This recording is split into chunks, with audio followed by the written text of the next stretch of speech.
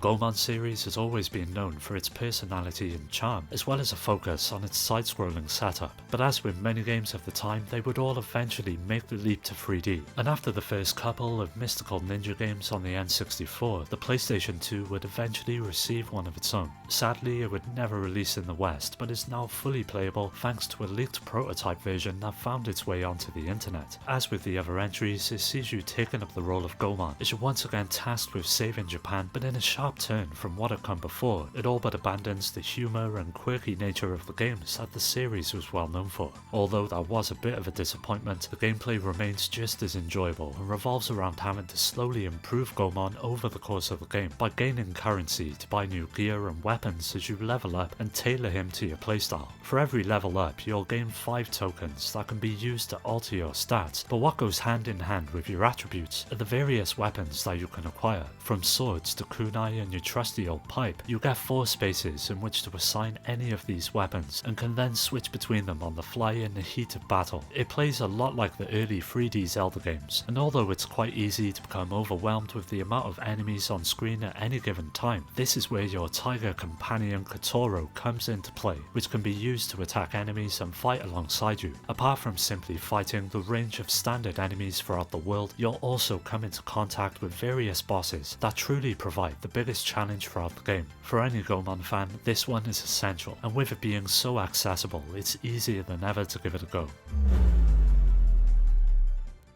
With big hits like R-Type and Gradius making an appearance on the PlayStation 2, it was all too common for the lesser known shooters to go by unnoticed, and Gigawing Generations is one of those games that didn't get hardly any of the attention it deserved. Being the third and final release of the series, it refined what had come before, and although it was scaled back from its arcade release with it running at half of the speed, it was still an enjoyable shooter that saw you jumping into one of 4 different planes. As you would guess, they all come along with their own different attributes, with them focusing on different areas of play, may that be slightly faster or slower, and a choice of different weapons, from wide shots to homing missiles, that makes trying them all out pretty essential to eventually settle on one that goes hand in hand with your playstyle. Much like the previous 2 games, the Reflect Force attack is once again a major part of the gameplay, which allows you to activate a shield and reflect enemy bullets back to create medals, which once collected contribute to your overall score in each mission. Like any other self-respecting shooter though, power-ups also have a part to play that gives you a chance to increase your shot power as well as set off a screen-clearing bomb that can really help out in a tight spot. A new addition over the first 2 games was that you would now get more points depending on how close you were to the enemy when you destroyed them, but this was no easy task with just how much chaos goes on at any given time, but it pushes you to be even faster and more efficient by flying around the screen at breakneck speeds and mopping up as many enemies as you can in the process. Although the cut to the frame rate is a bit of a letdown, Gigawing Generations is still a pretty decent shooter, so if you've played the other examples of its kind on the PlayStation 2, this is definitely one that's worth jumping into.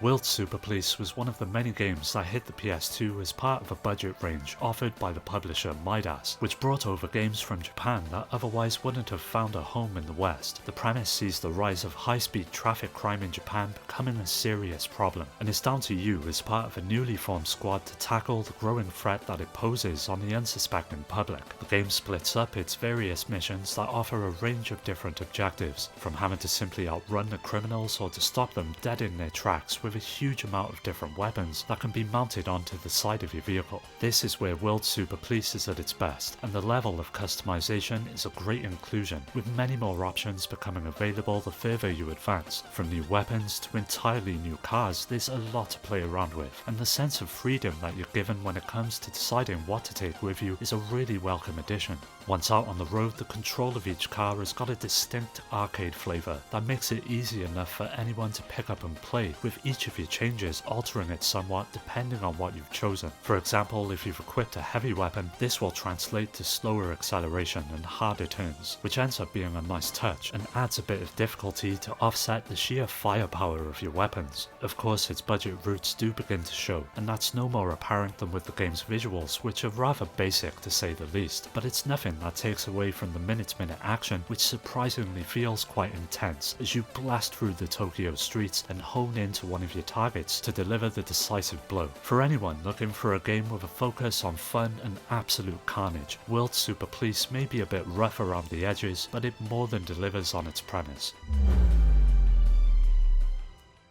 Much like its name implies, Sub Rebellion sees you jumping into a submarine and taking on this mission-based shooter that's set far into the future, where 2/3 of the Earth have been engulfed in water after a cataclysmic event destroyed the world. Seemingly losing a never-ending battle with the forces that have risen to claim the Earth for themselves, the Allies create a highly advanced weapon known as the Chronos, which ends up being the submarine you control, that's capable of complete dominance of the seas, and it's down to you to turn the tide of the war. Now, the game is broken up into a sort of hub area that serves as your headquarters, and here you're able to make adjustments to your ship by spending the undersea treasure you've acquired on new armor, engines, weapons and shields that all bring about different strategies in battle. Customizing your sub soon becomes one of the most interesting aspects of the game, and it really gives you that push to continue on in the hopes of finding even more powerful options. One area to get out of the way though are the controls, which admittedly have a slight learning curve to overcome. The shoulder buttons cover both moving forward as well as up and down, whereas the face buttons are used to fire your weapons, which at first can be a lot to wrap your head around, but after some time of the game it does become second nature. Just be ready to fail a few times in battle as you slowly get used to it. A really cool inclusion and one mechanic that will become your sort of lifeline throughout the game: you'll send out a sonar ping that maps the environment in front of you and picks out enemies and treasure to acquire. It becomes really handy as you progress and allows you to plan ahead and prepare yourself accordingly for any situation that might pop up in a mission. It's fair to say that Sub Rebellion, whilst not perfect due to its controls, is a pretty decent 3D shooter that all but went missed by many when it released, but if you don't mind its slow-paced action, it's definitely worth going back to.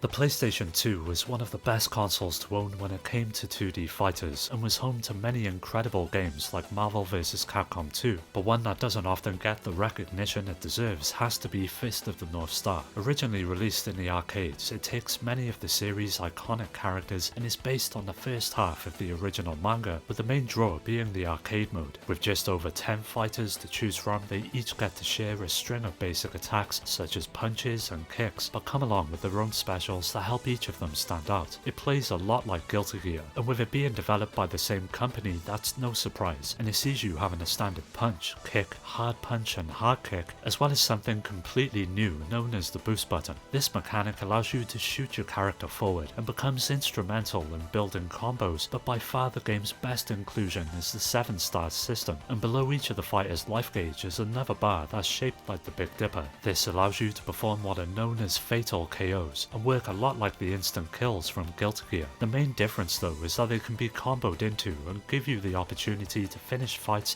just as quick as they started. The first thing that will strike you when playing the game are no doubt the visuals that look really impressive in motion, with it taking on the anime aesthetic of the series with a huge range of different animations that help bring them to life. The same can be said for the stages that each fight plays out on, which depict a variety of locales that fans will know and love from the franchise, with it all ending up feeling like a love letter to the source material. Unfortunately, it never found its way outside of Japan, but it's thankfully import friendly for those looking to grab a physical copy, with it all being relatively easy to understand and figure out what to do. Ultimately, if you're looking for a new 2D fighter on the PS2, then Fist of the North Star is a great option.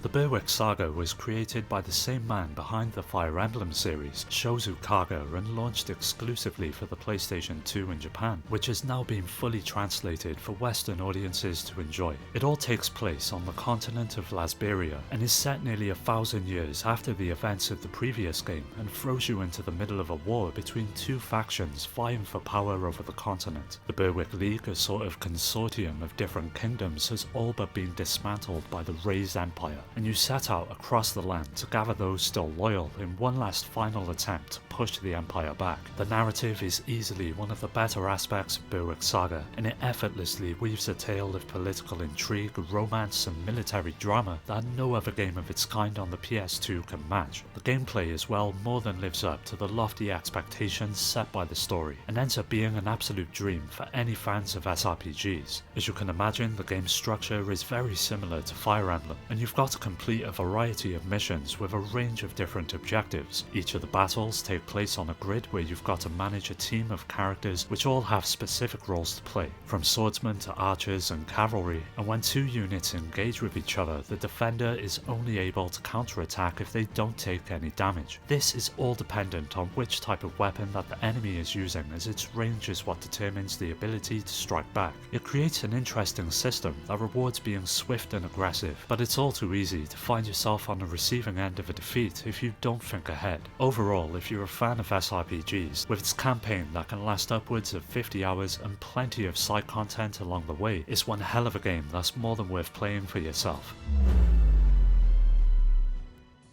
Splattermaster is a side-scrolling beat-em-up with a huge emphasis on gore, and was part of the infamous Simple 2000 series that saw many different budget titles finding their way onto the PS2. Now the story is a pretty simple affair, with an evil wizard that moves to a once peaceful village, which starts turning many of the residents into monsters. What he doesn't realise though is that he's also brought the town scarecrow to life. In terms of gameplay, this is where Splattermaster excels, and mixes both elements of beat-em-ups and platformers to great effect. When it comes to attacking one of the enemies, you've got a basic punch and kick, but by pressing the shoulder button, you'll pull out your chainsaws and begin spinning and tearing up everything in sight. As to not make the game so easy, this ability is beholden to the amount of gas you have at any given time, which is often dropped by enemies or found within each level. Because of this, you've got to limit its use, and by lining up and taking out 3 monsters at the same time, the game will freeze and a word appears on the screen celebrating your style of takedown, leaving behind a bunch of blood and gold to acquire. This gold plays an integral part in the game and becomes one of its most rewarding aspects, as in between levels you're able to visit a shop and the gold can be spent on a range of different upgrades, such as new abilities or greater amounts of health. With just over 7 levels to complete, it's not exactly the longest game out there, but with the range of different skills that can be acquired, it does open itself up to subsequent playthroughs, so if you can find it for a good price,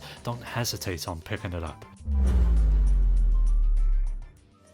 There's been many spin-offs in the Mega Man franchise, but one that doesn't often get talked about is Power Battle Fighters, that essentially presents itself as a 2D fighter and brings many of the different characters across the history of the series together. It's basically a collection of boss fights from the different games and ends up being a sort of boss rush mode made into an entire experience of its own, with all of them coming along with far more attacks than what you'd expect. At the beginning you get to choose from 3 different characters. You've got Mega Man, Base or Proto, and depending on which one you choose, you'll end up going down 3 predetermined paths, with the first covering Mega Man 1 to 3, the second 4 to 6, and finally the third, Mega Man 7. After defeating one of the bosses, you get to keep their weapon for future use, and apart from your standard charge shot, slide or dash, this is what helps keep each of the fights interesting, as the range of different opportunities that become available thanks to these weapons is what makes each fight so engaging. You've also got some special moves though that help spice up the combat, and after fully charging up, you can pull off a flying uppercut, a flash kick or a proto strike, as well as collect different items mid-battle that often summon a companion like Rush and Treble or Duo that offer up different benefits, such as fighting alongside you or providing a shield until a meter runs out. But whilst they're active, it's not possible to use any of the boss's weapons, so it's a good idea to use them at the right moment. It ends up being a much more refined experience when compared to the first game that fixes a lot of the issues that were present, and as a whole is a lot more enjoyable. So if you're a die-hard Mega Man fan and are looking for something a bit different to his platforming roots, Power Battle Fighters will be right up your street. Glass Rose is a point-and-click adventure that all revolves around a reporter that opens up with him exploring a mysterious mansion where he soon finds himself knocked out cold and waking up 74 years into the past. Now the main objective of the game is to figure out a way back, but it's not long until you're drawn into a murder mystery that sees you having to explore the home and interact with the strange family that reside within its walls. What makes Glass Rose so unique is its gameplay, and although the usual point-and-click mechanics are in place with you having to interact with items and people, the game takes it one step further with the inclusion of interactive conversations. When speaking to one of the many different NPCs you'll encounter, you'll have to highlight words or phrases that they speak, which are linked to what you need to ask them in order to advance the conversation. This aspect no doubt annoyed some that played it, and it ends up coming along with a lot of trial and error as you try to guess the right words to advance. The developers included a mechanic to help circumvent this aspect known as the Divine Judgment, which allows you to see what any given character is thinking and then use that clue to say what is needed to be said. It's not just all about talking though, as you'll have to explore the mansion and collect various items such as heart fragments which contribute to the ending you'll receive, as well as mind points which are required to use the divine judgment. Breaking up the gameplay are also a few optional activities such as the tangrams that see you having to put together different bits of paper to create shapes that often give you a clue as where to go next. In all honesty, Glass Rose will not be a game that everyone will enjoy, but for those of you that are fond of point and click adventures as well as murder mysteries, there's definitely enough here that would warrant a playthrough. Forever Kingdom is the sequel to another obscure RPG known as Evergrace that never really found wide acclaim. Developed by From Software, the game takes place before the events of the original and sees you filling the role of Darius, who watches as his parents are murdered by assassins, which ultimately sets him on the path of revenge. But as with many RPGs though, it's not longer until a wider threat comes into play and sets up a grand adventure for Darius and his friends to undertake. In terms of actual gameplay, it's an action RPG with all of the battles taking place in real time, with each and every one of your party members coming along with their own unique attacks and special abilities known as Palmyra. By equipping them with different accessories, you'll be able to choose from a variety of these moves, and you can also use them to create combos that, when performed correctly, will cause the enemy to drop Palmyra pieces, which can then be used to level up your armor and weapons. You see, in Forever Kingdom you don't level up in the usual way, and it's your equipment instead that over the course of the game will slowly get better, offering more HP, strength and agility for example, so it's a good idea to seek out the best equipment you can and work towards increasing its stats early on. One aspect of the game that makes it quite difficult though is something known as the Soulbind, which is essentially a curse that's been put upon Darius and the party, which causes them to share the same life force. If one of your party members should fall in battle, it means that you all die, and it's a bit of a unique approach, but it does add a sense of urgency to each battle, as you have to carefully manage all of your party members at once. Even though there are some aspects of the game that might turn some players away, Forever Kingdom ends up being a pretty solid adventure, so if you've exhausted the more popular options when it comes to RPGs on the PS2, I highly recommend checking it out. Well, that brings us to the end of today's video, so don't forget to subscribe and hit that bell to get notified about new videos. You can also follow me on all of the socials which are linked below, as well as join my growing community on Discord to meet many like-minded gamers to continue the conversation with.